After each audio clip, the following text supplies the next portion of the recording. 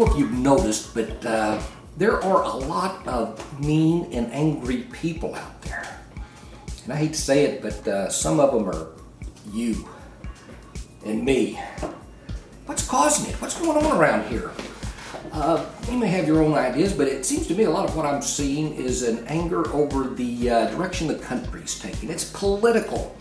And some people's idea of what the solution are just don't mesh with other people. There are disagreements involving, and what's happened is some of this political thought has managed to meld with spiritual thinking and entered the church. And that is one volatile situation, and I doubt you'll find a great deal of peace among members when things like that happen. So what's the answer, Mark? I don't know. I mean, I'm a part of it, but I do know where to look. And I'm getting ready to read you a passage you've heard many times, but it's one of the most beautiful and helpful passages. I don't care what you're concerned about right now, your family, kids driving you crazy, economic situation, or the government, politics, whatever's happening. This is the answer. It's what Paul says, led by the Spirit, and he says this: rejoice in the Lord always. Again, I say rejoice. Let your gentleness be known to all men. The Lord is near. How naive can you get? The country's going to hell in a basket. We must unite and overthrow. We must do something to get involved, to throw this guy out, put this guy. And Paul is saying, here's the answer if you're upset about anything. Rejoice in the Lord. When? Always. Let your gentleness be known to everyone. The Lord is near.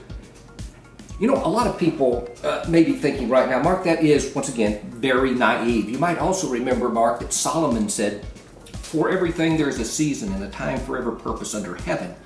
A time to be gentle and a time to get mean. I kind of paraphrase some of that, but that is from the book of Solomon, and you would think that now is the time to take gentleness aside, that Paul wasn't applying this passage to the situation we're experiencing today.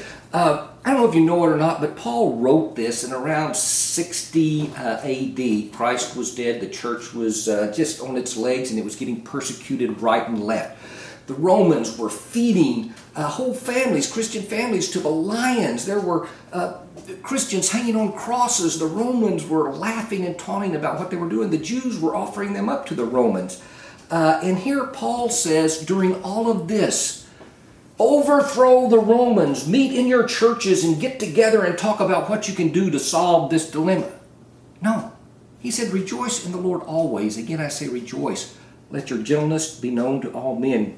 And then he said something else during this time. He said, be anxious in nothing, but in all things with prayer and supplication, let your requests be made known to God, and the peace of God that passes all understanding will guard your hearts and minds in Christ Jesus. Don't get anxious. Paul, how can you not get anxious? Don't you see what's going on in this country today? Don't get anxious.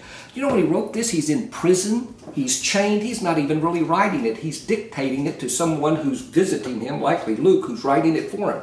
He's chained up. He's probably too hot, too cold. He's probably hungry. And he's saying, don't get anxious. In fact, here's what he's telling us to do. Whatever is true, whatever is honorable, whatever is right, whatever is pure, whatever is lovely, whatever is of good repute, if there's any excellence, if there's anything worthy of praise, dwell on these things, think of these things. That's what he told us to do, and the peace of God will be with you.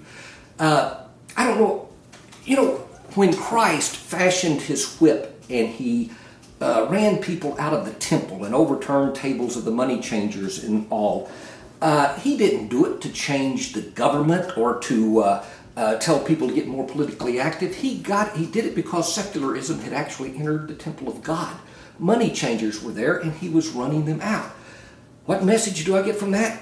I don't know. Maybe God does not like certain things, and perhaps maybe we have allowed certain secular thoughts to enter the church and maybe preach them to others. I don't know, but I do know from what Paul's saying here that that's probably not going to be a solution to a whole lot. It is not about politics. It's not about this country. It's not about you. It's not about me. It's about God. Rejoice in the Lord always. And again, I say rejoice. Let your gentleness be known to all men. By all means, I think we should all vote. Be active in a political party. Run for political office. It'll give you a better appreciation of politics and politicians. But in doing this, don't lose sight of gentleness and not being anxious. And, of course, rejoicing in the Lord and focusing on Him. I know I can do better at that.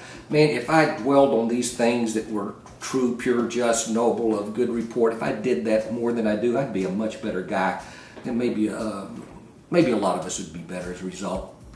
Let's give it a try. Anyway, regardless, I'll see you next time. Thanks so much for tuning in.